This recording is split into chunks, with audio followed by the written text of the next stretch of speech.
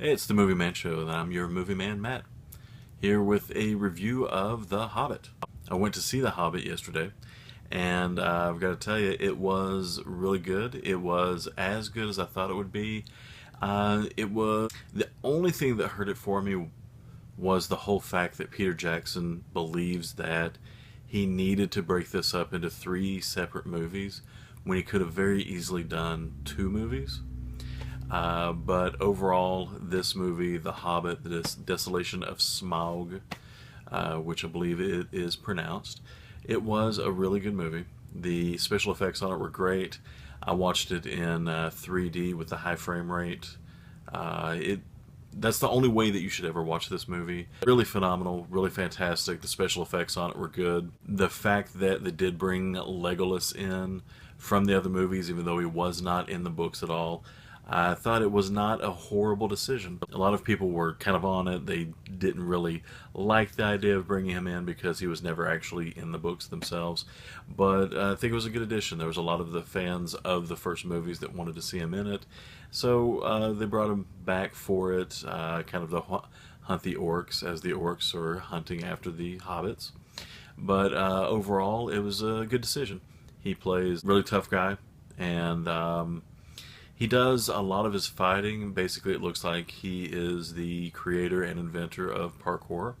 So a lot of his fighting does have to do with bouncing and jumping and running and shooting while he's in the air and things like that. And you get to see that part of him that really shows how good of a fighter he is. So it was a good addition to the movie. It didn't he didn't have like a real big standout in the movie. It was good when he was there. It was good when he was not there. That kind of thing. It didn't really interrupt the movie that much. And then you had Targul, I believe her name is, played by Evangeline Lilly, which is a whole brand new character for this movie because she was obviously not in the books, and basically they just brought her in so that it's not a total sausage fest the entire time throughout the movie. That way you have a couple of female characters in there, a couple of women that you can actually see running around fighting. I believe she's one of the main captain of the guard type deal, so that they could have some sort of love interest going on. And it's a bit of a love triangle between her and Legolas and one of the dwarves, which when you actually see them together, there's absolutely no reason for a love triangle to be here at all because let's face it, it wouldn't happen. Let's just leave it at that. A couple of the things that I loved about it, the special effects, I thought they were going to be cheesy and kind of bad, but they actually turned out really great. Like I said, I watched it in 3D and with the higher frame rate on the movie. That is the only way to watch this, and it's probably the best 3D movie I've ever seen. I know I did another review of the movie Gravity saying that that is the reason that 3D was invented, but this one is actually even better. The characters in this movie, I love them. They're really fantastic. They spend a lot of time kind of fleshing out the background and spend a good amount of time on the character of the Necromancer, which I'm not going to spoil anything for you, and then Gandalf. And the backstories on those were really good. I really did enjoy those. Now, the things that I didn't like about it is, like I said at the beginning of this, Peter Jackson could have put this into two movies instead of stretching it out for a third one. There's no real reason for that. And when you get to the end of the movie, you'll realize that if he just played it out for another 45 minutes, that's all you really need.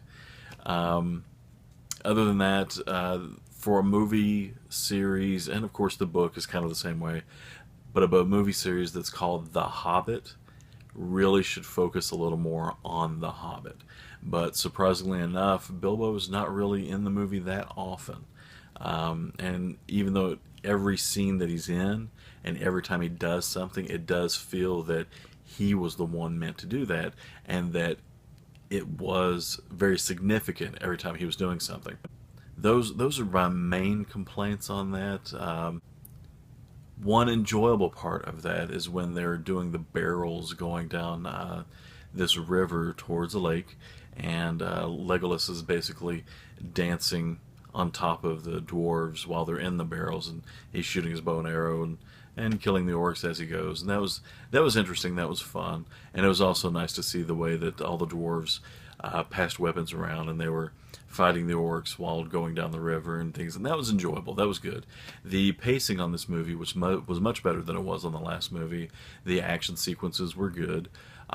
It did tend to slow down from time to time, but it does need to do that to pace the action a little more, because you can't have a movie that is just action, action, action, action, action. You've got to have some story.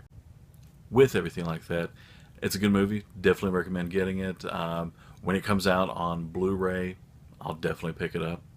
And it was a great movie. And I'm definitely giving it my recommendations. It was a lot of fun. Thanks, Other Matt, for coming with me. It was a lot of fun bringing you out, man. And that's everything. I will talk to you guys later. Bye-bye.